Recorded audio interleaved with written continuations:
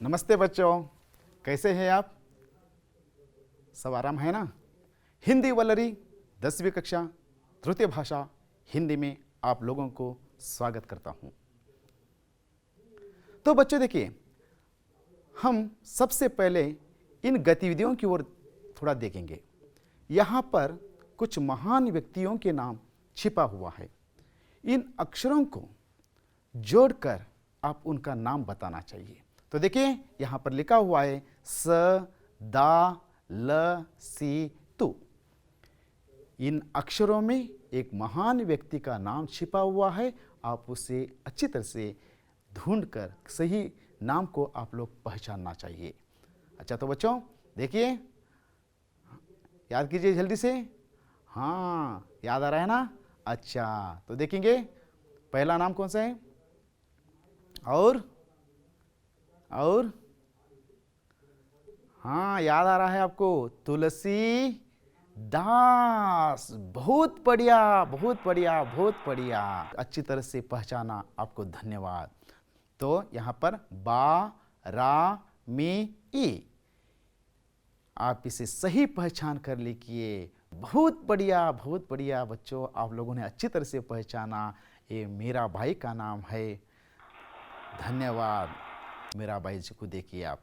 अगला देखेंगे तो बी स क र दा। इसमें किस व्यक्ति का नाम छिपा हुआ है बताना चाहिए बच्चों। तो देखिए, पहला क बी र, उसके बाद दा स, कबीर दास। बहुत बढ़िया, अच्छी तरह से आप लोगों ने पहचाना है। तो यहाँ पर स दा र सु है। तो अच्छा, आप बताना चाहिए ये किसका नाम है। पहला है सु र और तीसरा दा स, सूरदास। बहुत बढ़िया। अच्छा बच्चों, आप लोग यहाँ पर सूरदास जी का नाम देख रहे हैं। शायद आप लोगों को याद आया होगा आज मैं किनके बारे में बताने जा रहा हूं। आप लोगों को याद आ रहा है। तो देखिए, आज हम सूर श्याम पद, ये सूरदास जी द्वारा लिखी गई सूर श्याम पद के बारे में आज हम अध्ययन करेंगे। उससे पहले हम ये पद क्या है। तो देखिए, काव्य और कविताओं में हम बहुत सारे विधाओं को देखते हैं। उनमें से ये पद भी एक विधा है। तो देखिए, पद काव्य रचना की गई शैली है। इसका विकास लोकगीतों की परंपरा से माना जाता है। यहाँ मात्रिक छंद की श्रेणी में आता है। प्राय पदों के साथ किसी न किसी राग का निर्देश मिलता है। पद विशेष को संबंधित राग में ही गाया जाता है। हिंदी साहित्य में पद शैली की दो परंपराएं मिलती हैं। पहली संतों के शब्द, दूसरी कृष्ण भक्तों की पद शैली। मध्यकालीन समय में भक्ति भावना की अभिव्ಯಕ್ತಿ के लिए पद शैली का प्रयोग हुआ।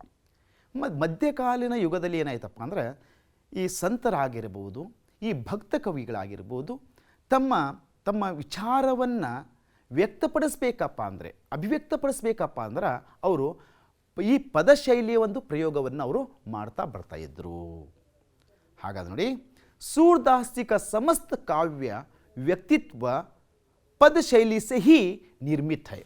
सूरसागर का संपूर्ण कवित्व पूर्ण और सजीव भाग पदों में है। और सूरदास ಅವರು ಬರೆದಂತಹ ಅನೇಕ ರಚನೆಗಳು ನಾವು ಇದರಲ್ಲಿ ಕಾಣ್ತೇವಪ್ಪ ಅಂದ್ರೆ ಪದದಲ್ಲಿ ಕಾಣ್ತೇವೆ। ಹಾಗಾದರೆ ಮಕ್ಕಳೇ, ಈಗ ನಾವು सूरदास जी का परिचय देख लेंगे। जन्म, सूरदास ಅವರು ಹುಟ್ಟಿದ್ದು। भक्त कवि सूरदास हिंदी साहित्याकाश के सूर्य माने जाते हैं। इन्हें भक्ति काल की सगुण भक्ति धारा की कृष्ण भक्ति शाखा के प्रवर्तक माना जाता है। इनका जन्म उत्तर प्रदेश के रुनकता गांव में सन 1540 को हुआ था। इनकी प्रमुख रचनाएं हैं सुरसागर, सुरसारावली एवं साहित्य लहरी। इनकी मृत्यु सन 1642 को हुई। इनके काव्यों में वात्सल्य, श्रृंगार तथा भक्ति का त्रिवेणी संगम हुआ है। हम सूरदास जी के काव्यों में वात्सल्य, श्रृंगार तथा भक्ति का इन त्रिवेणी संगम उनके काव्य में हम देख सकते हैं। सूरदास जी ने इस पद को किस आशय के साथ उन्होंने व्यक्त किया है?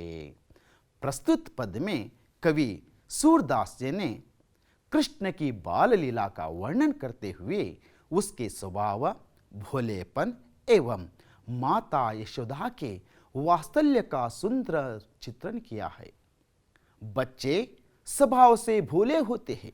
वे हमेशा अपने माता पिता से, अपने भाई बहन और मित्रों की कुछ न कुछ शिकायत करते रहते हैं। ನೋಡಿ ಮಕ್ಕಳೇ, ಸೂರದಾಸರವರು ಈ ಪದದಲ್ಲಿ ಏನನ್ನ ಆಶೆ ವ್ಯಕ್ತಪಡಿಸಿದಾರಪ್ಪ ಅಂದರೆ ಕೃಷ್ಣನ ಒಂದು ಬಾಲಲೀಲೆಯನ್ನು ವರ್ಣನೆ ಮಾಡಿದ್ದಾರೆ. ಮತ್ತು ಅಷ್ಟೇ ಅಲ್ಲ, ಕೃಷ್ಣನ ಸ್ವಭಾವ, ಅವನ ಭೋಲೆಪನ್ ಅಂದರೆ ಮುಗ್ಧತೆ, ಕೃಷ್ಣನ ಮುಗ್ಧತೆ ಮತ್ತು ತಾಯಿ ಯಶೋದೆಯ ಪ್ರೀತಿ ವಾತ್ಸಲ್ಯದ ಒಂದು ಸುಂದರವಾದಂತಹ ಚಿತ್ರಣವನ್ನು ಸೂರದಾಸರು ಬರೆದಂಥ ಈ ಪದದಲ್ಲಿ ನಾವು ನೋಡ್ತೀವಿ. ಮತ್ತು ಅಷ್ಟೇ ಅಲ್ಲಪ್ಪ, ಬಚ್ಚೆ ಸ್ವಭಾವ ಸೆ ಭೋಲೆ ಹೋತೆ ಹೇ. ಮಕ್ಕಳು ತಮ್ಮ ಸ್ವಭಾವದಿಂದ ಅವರು ಹೇಗಿರ್ತಾರೆ? ಭೋಲೆ, ಮುಗ್ಧರಾಗಿರ್ತಾರೆ. ಮಕ್ಕಳು ನಡೆದಿದ್ದೇ ದಾರಿ ಅವ್ರಿಗೆಲ್ಲೂ ಕೂಡ ಒಳ್ಳೆಯದೇ. ಹಾಗೆ ಕೆಟ್ಟದ್ದು, ಸುಳ್ಳು ಅನ್ನೋದೇ ಮಕ್ಕಳಿಗೆ ಯಾವುದೂ ಕೂಡ ಗೊತ್ತಾಗಲ್ಲ. वे हमेशा अपने माता पिता से, अपने भाई बहन और मित्रों की कुछ शिकायत करते रहते. ನಿಮಗೆಲ್ಲ ಗೊತ್ತು ಮಕ್ಕಳೇ, ಹೌದಲ್ಲ? ಏನಾದ್ರು ನಿಮ್ಮ ಅಣ್ಣನ ಬಗ್ಗೆ, ಹಾಂ ಅಕ್ಕ ನನಗೆ ಹಿಂಗೆ ಮಾಡಿಲ್ಲು, ಅಣ್ಣ ತೊಂದರೆ ಕೊಡ್ತಾನೆ, ಹಾಗೆ ನಿಮ್ಮ ಅಣ್ಣ ತಮ್ಮರ ಬಗ್ಗೆ ಏನೋ ಜಗಳ ಮಾಡಿದಾಗ ನಾವು ತಾಯಿಗೆ ಶಿಕಾಯತ್ ಅಂದ್ರೇನು ದೂರು ಕೊಡ್ತಾ ಇರ್ತಾರೆ. ಮಕ್ಕಳು, ಚಿಕ್ಕ ಮಕ್ಕಳು ತಂದೆಗಾಗಲಿ ತಾಯಿಗಾಗಿ ದೂರನ್ನು ಕೊಡ್ತಾ ಇರ್ತಾರೆ. ಉನ್ಕಾ ಬಾಲ ಸಹಜ ಸ್ವಭಾವ ದೇಕರ್ ಬಡೋं को ಹಸಿ ಆತಿ ಹೈ. ಚಿಕ್ಕ ಮಕ್ಕಳು ಅವರು ಹೇಳುವಂಥ ದೂರನ್ನು ಕೇಳಿದ ತಕ್ಷಣ ದೊಡ್ಡವ್ರಿಗೆ ಏನಾಗ್ತದೆ? ಅಯ್ಯೋ, ಎಷ್ಟು ಚೆನ್ನಾಗಿ ಮಾತಾಡ್ತಾನಲ್ಲಪ್ಪ ಅಂಥೇಳಿ ತಂದೆಯವರಿಗೆ ಸಂತೋಷ ಬರ್ತದೆ. ನಗ್ತಾರೆ ಮಗುವಿನ ಆ ಒಂದು ಆಟವನ್ನು ನೋಡಿ.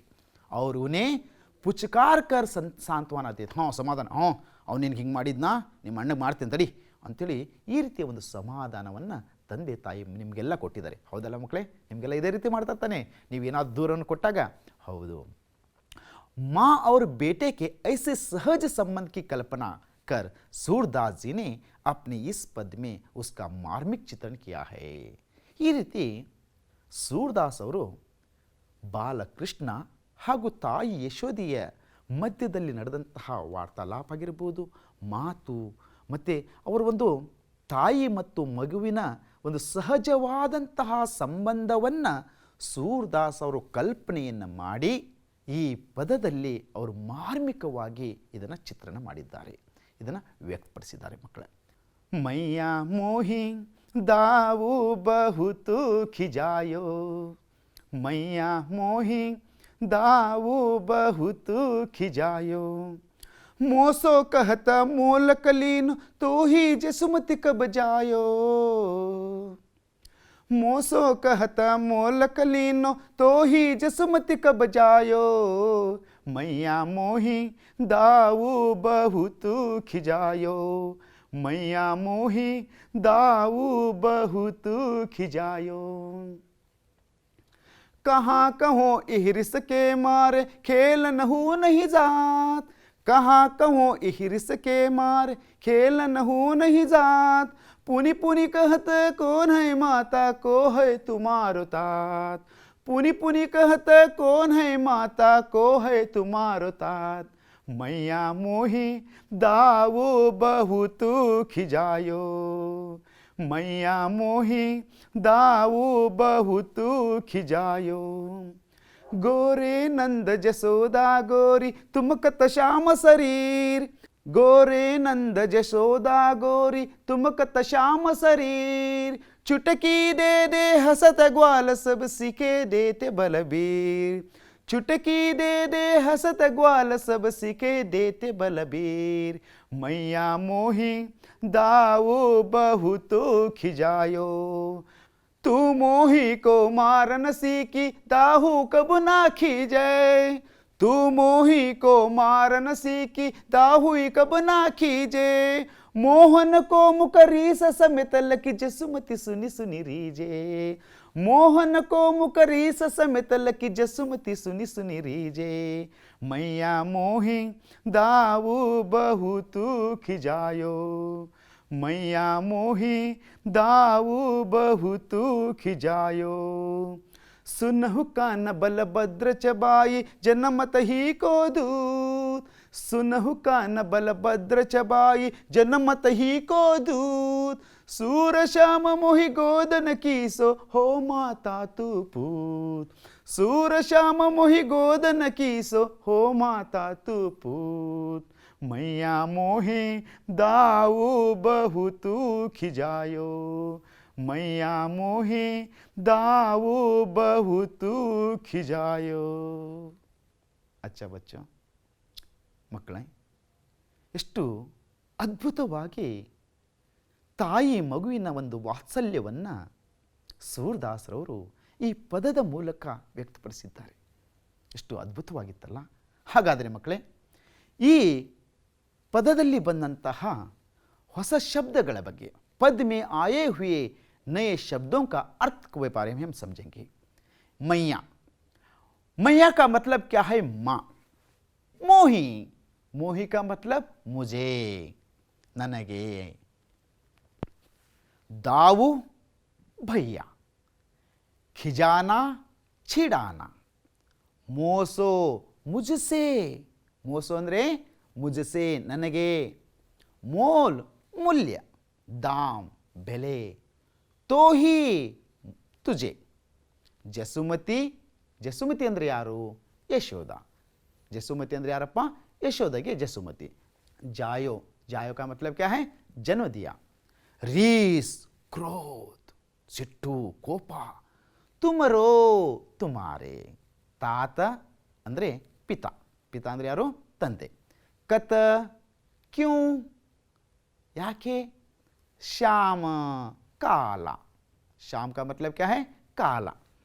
ग्वाल, गोपालक। सीखे, सिकाना। बलभद्र, बलराम। रीझे, मोहित होना। सुनहु, सुनो। कन्हा, कृष्ण। चबाई, इसका मतलब क्या है? पीठ पीछे बुराई करने वाला, यानी कि और उसे चुगलखोर भी कहते हैं।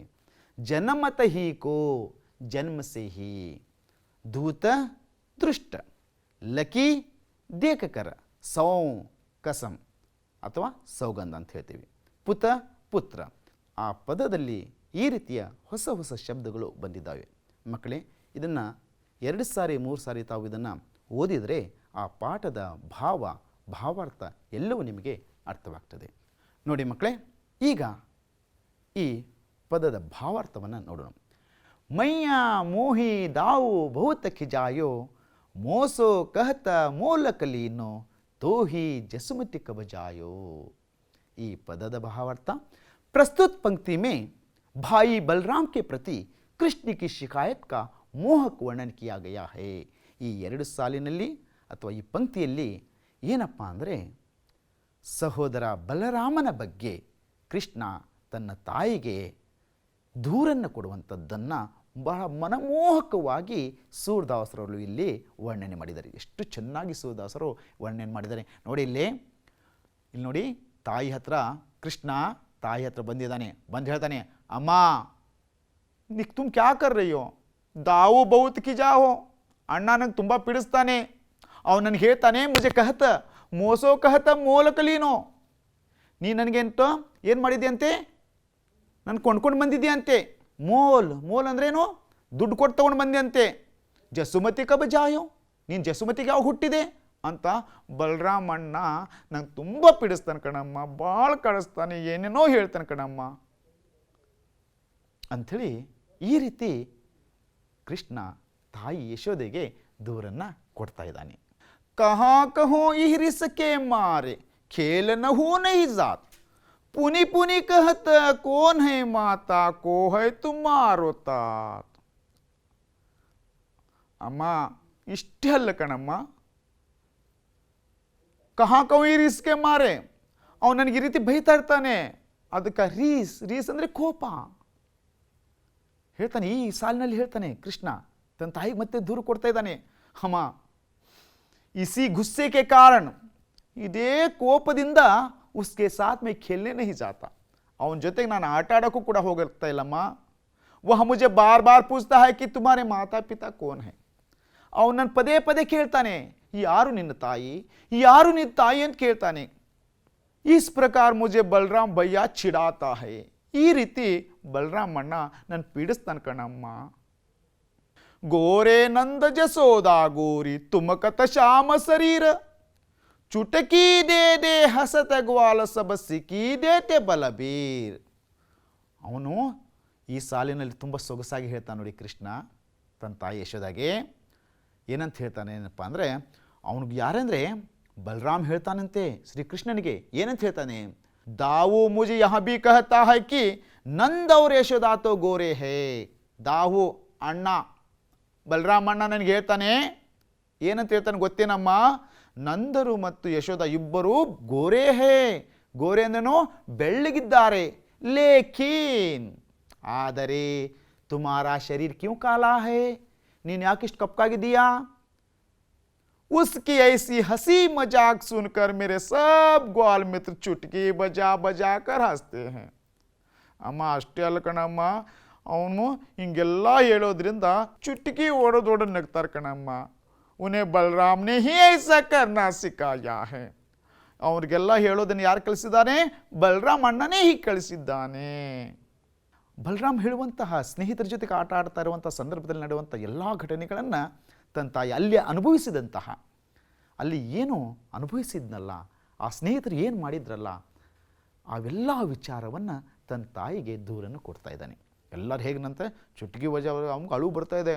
ಅದನ್ನು ನೋಡು, ಅಮ್ಮ ನನ್ನ ಬಗ್ಗೆ ಏನು ನೋಡ್ತಾನೆ ಇಲ್ಲಲ್ಲ. ಯಾಕಂದರೆ ತಾಯಿಗೆ ಆ ಕೃಷ್ಣ ಹೇಳ್ತಾ ಇದ್ನಲ್ಲ ಎಂಥ ಮಾತು, ಚುಟ್ಟಕ್ಕಿದ್ದೆ ಹಸು ತಗ್ಗುವಾಲು ಸಬ್ಬು ಸಿಕ್ಕಿದ್ದೆ ಬಲ್ಲಬಿ. ನೋಡಿ, ಈ ರೀತಿಯ ಮಕ್ಕಳು ತಮ್ಮ ತೊದಲು ನುಡಿಯಲ್ಲಿ ಆ ಬಾಯಿಂದ ಹೇಳ್ತಾ ಇರುವಾಗ ಎಷ್ಟು ಅದ್ಭುತವಾಗಿರ್ತದೆ. ಅದನ್ನು ಕೇಳ್ತಾನೆ ಇರಬೇಕನ್ನಿಸ್ತದೆ. ಹೌದಲ್ಲ ಮಕ್ಕಳೇ, ನಿಮ್ಮ ಮನೆಯಲ್ಲಿಯೂ ಚಿಕ್ಕ ಚಿಕ್ಕ ಪಾಪುಗಳು ಈ ರೀತಿ ಮಾತಾಡಿದರೆ, ಓ ಎಷ್ಟು ಚೆನ್ನಾಗಿ ಮಾತಾಡ್ತಾ ನೋಡು ಅಂತ ಎಷ್ಟು ನಮ್ಗೆ ಖುಷಿ ಅನ್ನಿಸ್ತದೆ. ಹಾಗೆ ಯಶೋದಾನು ಕೂಡ ಕೃಷ್ಣನ ಮಾತನ್ನು ಕೇಳ್ತಾ ಇದ್ದಾಳೆ. ತೂ ಮೋಹಿ ಕೋ ಮಾರನ ಸಿಕ್ಕಿ ದಾಹು ಕಬು ನ ಕೀಜೆ ಮೋಹನ್ನ ಕೋ ಮುಖರೀಸ ಸಮೇತಲ್ಲಕ್ಕಿ ಜಸುಮತಿ ಸುನಿ ಸುನಿ ರೀಜೆ. ಆಹಾ, ಎಷ್ಟು ಅದ್ಭುತ. ತಾಯಿಗೆ ಹೇಳ್ತಾನೆ, ತೂ ಮೋಹಿಕೋ ಮಾರನ ಸಿಕ್ಕಿ, ಹೋಗು, ನೀನು ಬರೇ ನನ್ನನ್ನೇ ಬೈಯೋದನ್ನು ಕಲ್ತೀಯ, ನನ್ನನ್ನೇ ಹೊಡಿತೀಯ. ದಾವು ಕಬು ನ ಕೀಜೆ, ನೀನು ಅಣ್ಣ ಬಲರಾಮನಿಗೆ ನೀನು ಏನನ್ನು ಕೂಡ ಹೇಳಲ್ಲ, ಎಲ್ಲ ನನಗೆ ಹೇಳ್ತೀಯ, ನನಗೆ ಬೈತೀಯ. ಈ ರೀತಿ ನೋಡಿ ಎಷ್ಟು ಅದ್ಭುತ ಹೇಳ್ತಾನೆ.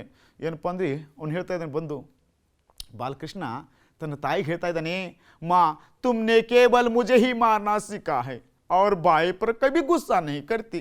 ಅಮ್ಮ ಬರೇ ನೀನು ನನಗೇ ಬೈತೀಯ, ಅಣ್ಣನ ಮೇಲೆ ಸ್ವಲ್ಪವೂ ಕೂಡ ಕೋಪ ಮಾಡ್ಕೊಳ್ಳಲ್ಲ. ಅವ್ರು ಮುಜೆ ಹಿ ಮಾರ್ನಾ ಸಿಕ್ಕಾ ಹೈ, ಬರೀ ನನ್ನನ್ನೇ ಹೊಡಿತೀಯ, ಬೈತೀಯ.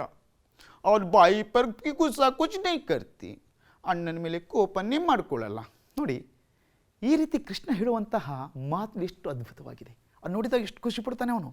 अपने भाई के प्रति क्रोधित और सखाओं द्वारा अपमानित, ತನ್ನ ಸಹೋದರನಿಂದ ಕೋಪಗೊಂಡು ಸಖಾವು ಅಂದರೆ ಮಕ್ಕಳೇ ಇರಲಿ ಸ್ನೇಹಿತರು, ಸ್ನೇಹಿತರಿಂದ ಅವಮಾನಿತನಾದಂತಹ ಬಾಲಕೃಷ್ಣ कृष्ण के क्रोधित मुख को देखकर और उसकी बातों को सुनकर यशोदा खुश हो जाती है.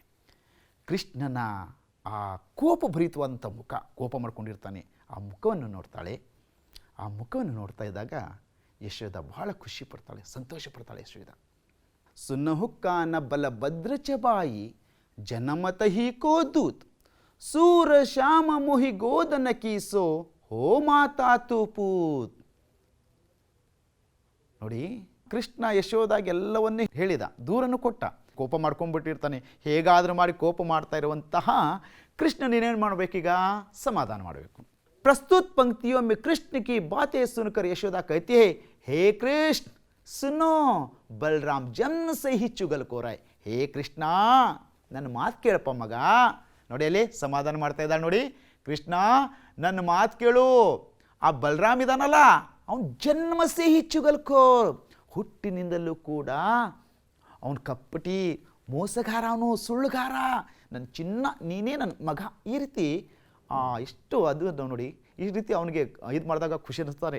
ಮತ್ತು ಅಷ್ಟೆಲ್ಲ ಮತ್ತೆ ಯಶೋಧ ಹೇಳ್ತಾಳೆ, ಮೈ ಗೋಧನ್ ಕಿ ಕಸಮ್ ಖಾಕರ್ ಕಹತಿ ಹೂँ, ಹಸುವಿನ ಪ್ರಮಾಣ ಮಾಡಿ ಹೇಳ್ತೇನೆ, ಮೈ ಗೋಧನ್ ಕಿ ಕಸಮ್ ಖಾಕರ್ ಕಹತಿ ಹೂँ कि मैं तेरी माता हूँ और तुम मेरे पुत्र हो, मैं तेरी माता हूँ और तुम मेरे पुत्र हो, ನಾನೇ ನಿನ್ನ ತಾಯಿ ನೀನೇ ನನ್ನ ಮಗ, ನಾನೇ ನಿನ್ನ ತಾಯಿ ನೀನೇ ನನ್ನ ಮಗ, ನಾನು ಪ್ರಮಾಣ ಮಾಡಿ ಹೇಳ್ತೀನಿ. ಎಷ್ಟು ಅದ್ಭುತವಾಗಿದೆ. ಕೃಷ್ಣನ ಲೀಲೆಯನ್ನು ಕಣ್ಣಾರೆ ಕಂಡ ಹಾಗೇನೆ ಎಷ್ಟು ಅದ್ಭುತವಾಗಿ ವರ್ಣನೆ ಮಾಡಿದ್ದಾರೆ. ಇಸ್ ಪದ ಮೇ सूरदास जी ने ಬಾಲಕೃಷ್ಣ ಕೆ ಭೋಲೆಪನ್, ಈ ಪದದಲ್ಲಿ सूरदासजियವರು ಕೃಷ್ಣನ ಮುಗ್ಧತೆ, ಭೋಲೆಪನ್ ಅಂದ್ರೇನೋ ಮುಗ್ಧತೆ, और यशोदा के वात्सल्य का मार्मिक चित्रण किया है. ಮತ್ತು ಯಶೋದೆಯ ಒಂದು ವಾತ್ಸಲ್ಯದ ಒಂದು ಮಾರ್ಮಿಕವಾದಂತಹ ಒಂದು ಚಿತ್ರಣವನ್ನು ಈ ಒಂದು ಇದರಲ್ಲಿ ಮಾಡಲಾಗಿದೆ. ಅಭ್ಯಾಸದ ಪ್ರಶ್ನೆಗಳ ಕಡೆಗೆ ನಾವು ಗಮನವನ್ನು ಹರಿಸೋಣ. ಒಂದು ವಾಕ್ಯದ ಪ್ರಶ್ನೆಗಳು. ಬೇಗ ಬೇಗ ನಿಮ್ಮ ನೋಟ್ಬುಕ್ಕನ್ನು ಎತ್ಕೊಳ್ಳಿ ಮಕ್ಕಳೇ. ಈಗ ನಾನು ಪ್ರಶ್ನೆಗಳನ್ನು ಹೇಳ್ತಾ ಹೋಗ್ತೀನಿ, ನೀವು ಅದಕ್ಕೆ ಕುಂತಲೇ ನೀವು ಅದಕ್ಕೆ ಉತ್ತರವನ್ನು ಬರೀಬೇಕು. ಏಕ್ ವಾಕ್ಯ ಮೇ ಉತ್ತರ ಲಿಖೆ. ಮೊದಲನೆಯ ಪ್ರಶ್ನೆ, ಯಶೋदा और नंद का रंग कैसा था? ಎರಡನೆಯ ಪ್ರಶ್ನೆ, ಚುಟಕಿ ದೇ ದೇಕರ್ ಹಸ್ನೆ ವಾಲೆ ಕೌನ್ ಥೇ? ಮೂರನೆಯ ಪ್ರಶ್ನೆ, ಯಶೋदा ಕಿಸ್ಕಿ ಕಸಮ್ ಖಾತಿ ಹೇ? ಈಗ ನಿಮಗೆ ನೋಡಿ ಬರ್ಕೊಂಡಿದ್ದೀರಾ ಅಂತ ಅನಿಸ್ತಾರೆ. ಇದಕ್ಕೆ ಉತ್ತರವನ್ನು ಬರೀರಿ ಮಕ್ಕಳ. ಮೊದಲನೆಯ ಪ್ರಶ್ನೆಗೆ ಉತ್ತರ यस, सही कहा आपने, यशोदा और नंद का रंग गोरा था. शाबाश बच्चों. चुटकी दे देकर हंसने वाले कौन थे? हाँ, चुटकी दे देकर हंसने वाले ग्वाल मित्र थे. यशोदा किसकी कसम खाती है? यशोदा ಗೋಧನ್ ಕಿ ಕಸಮ್ ಖಾತೆ. ಕೊನೆಗೆ ಹೇಳ್ತಾಳೆ ನೋಡಿ, ನಾನು ಗೋಧನದ ಪ್ರಮಾಣ ಮಾಡಿ ಹೇಳ್ತೀನಿ, ನೀನೇ ನನ್ನ ಮಗ, ನಾನೇ ನಿನ್ನ ತಾಯಿ ಅಂತ. ಹಾಗಾದರೆ ಮಕ್ಕಳೇ, ಮುಂದಿನ ಪ್ರಶ್ನೆ ಕಡೆಗೆ ಹೋಗುವ. 2-3 वाक्यों में उत्तर लिखिए. बालकृष्ण अपनी माता से क्या क्या शिकायतें करता है? ಇದಕ್ಕೆ ಉತ್ತರ, बालकृष्ण अपनी माता से शिकायत करता है कि मुझे भैया भूत छिड़ाता है, तू मोल का लिया हुआ है, यशोदा का पुत्र नहीं है, तुम्हारे माता पिता कौन है? नंद यशोदा तो गोरे हैं, तू काला कैसे है? माँ, तू केवल मुझे ही मारती है, बलराम दाऊ को डांटती तक नहीं. इसकी हंसी मजाक सुनकर सब ग्वाल मित्र चुटकी बजाकर मुझ पर हंसते हैं. यशोदा कृष्ण के क्रोध को कैसे शांत करती है? यशोदा कृष्ण से कहती है कि हे कृष्ण सुनो, बलराम जन्म से ही चुगलखोर है, मैं गोधन की कसम खाकर कहती हूँ, मैं ही तेरी माता और तुम मेरे पुत्र हो. इस प्रकार यशोदा कृष्ण के क्रोध को शांत करती है. ಅನುರೂಪತಾ ಕೆ ಪ್ರಶ್ನ, ಬಲಭದ್ರ ಬಲರಾಮ, ಖಾನ್ನ ಡ್ಯಾಶ್. ಎರಡನೇದ್ದು ಜಸೋದಾ ಮಾತಾ, ನಂದ ಡ್ಯಾಶ್. ಮೂರನೇದ್ದು ರೀಜ್ನಾ ಮೋಹಿತ್ ಹೋನಾ, ಖಿಜಾನಾ ಡ್ಯಾಶ್. ಬಲಭೀರ ಬಲರಾಮ, ಜಸೋದಾ ಡ್ಯಾಶ್. ಹಾಗಾದರೆ ಮೊದಲನೆಯ ಪ್ರಶ್ನೆಗೆ ಮೊದಲ ಉತ್ತರ ಖಾನ್ನ. ಇದಕ್ಕೆ ಉತ್ತರ ಏನಪ್ಪ? ಯಸ್, ಕೃಷ್ಣ. ಬಹುತ್ ಬಡಿಯಾ, ಬಹುತ್ ಸುಂದರ್. ನಂದ, ನಂದ के लिए उत्तर कौन सा है? पिता.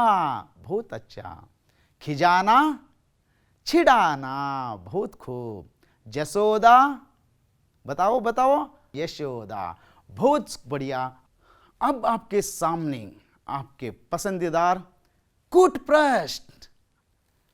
बच्चों, अब आपके सामने कूट प्रश्न शुरू होने वाला है. अब देखिए पहला प्रश्न कौन सा है? सूरश्याम पद के रचनाकार है. इसके लिए आपको 4 विकल्प दिया जाएगा. इतना ही नहीं, इस प्रश्न के उत्तर कहने के लिए आप लोगों को 10 सेकंड का समय रहेगा. उसके अंदर ही आप लोग इस प्रश्न का जवाब देना चाहिए. अब आपके स्क्रीन पर आप आपका ऑप्शन नीचे देखिए.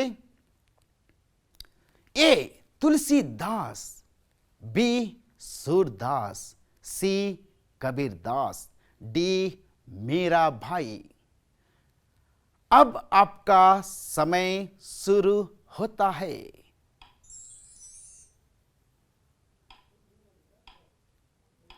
7, 6, 5, 4, 3, 2, 1, 0.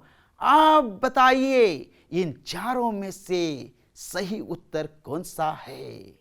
अच्छा, सही पहचाना सूरदास। आप लोगों को तालियां तालियां। तो देखिए अगला प्रश्न कौन सा है? मैया का अर्थ है। इसके लिए 4 विकल्प दिया जाएगा आप लोगों को। पहला विकल्प है मैं, दूसरा बी माया, सी मैया, डी माथा। अब आपका समय शुरू होता है। 10 सेकंड में आप लोग इसका जवाब देना चाहिए। याद कीजिए, सोचिए। मैं, माया, मया, माथा, इनमें से सही उत्तर कौन सा है? अच्छा, आप लोगों ने सही कहा, माता इसका सही उत्तर है। तो अगला प्रश्न, भक्त कवि सूरदास हिंदी साहित्याकाश के डैश माने जाते हैं। इसके लिए 4 विकल्प आप लोगों को दिया जा रहा है। ए सूर्य, बी चंद्र, सी तारे, डी इनमें से कोई नहीं। आप लोग भक्त कवि सूरदास जी की 10 सेकंड में आप लोग बताना चाहिए। भक्त कवि सूरदास हिंदी साहित्याकाश के डैश माने जाते हैं। अब आपका समय खत्म हुआ। सही पहचाना आप लोगों ने। ये सूर्य। यशोदा किसकी कसम खाती है?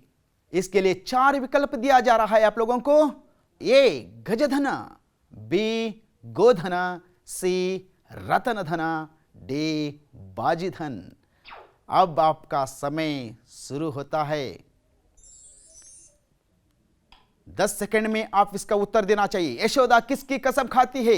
गजधन, गोधन, रतनधन, बाजीधन। सही पहचाना आप लोगों ने, गोधन। बहुत बढ़िया, तालियां तालियां। बहुत अच्छी तरह से आप लोगों ने पहचाना। अब अगला प्रश्न आपके सामने। सूर श्याम पद में निहित प्रमुख रस है। इसके लिए 4 विकल्प दिया जा रहा है आपको। ए वात्सल्य रस, बी हास्य रस, सी शांत रस, डी वीर रस। इनमें से सही उत्तर पहचानिए। अब आपका समय शुरू होता है। ए वात्सल्य रस, बी हास्य रस, सी शांत रस, डी वीर रस। इनमें से सही उत्तर कौन सा है? सही पहचाना आप लोगों ने। तालियां आप लोगों को। वात्सल्य रस। तालियां। बच्चों, अब तक आप लोगों ने इस कूट प्रश्न में भाग लेकर बहुत अच्छी तरह से, अब मैं समझता हूं आप में से कौन बने हैं विद्यापति। बहुत अच्छी तरह से आप लोगों में इस कूट प्रश्न में भाग लिया है। गृह कार्य की ओर जाएंगे हम। इन प्रश्नों का उत्तर लिखिए। पहला प्रश्न है, कृष्ण बलराम के साथ खेलने क्यों नहीं जाना चाहता है? बलराम कृष्ण के माता पिता के बारे में क्या कहता है? तीसरा, कृष्ण अपनी माता यशोदा के प्रति क्यों नाराज है? बच्चों, इन तीनों प्रश्नों का उत्तर आप लिखकर अपने अध्यापक को दिखाइए है। मैं समझता हूं कि आप लोगों को ये सूर श्याम पद अच्छी तरह से आप लोगों को भावार्थ के साथ मालूम हो गया है। नमस्ते, धन्यवाद आप लोगों को।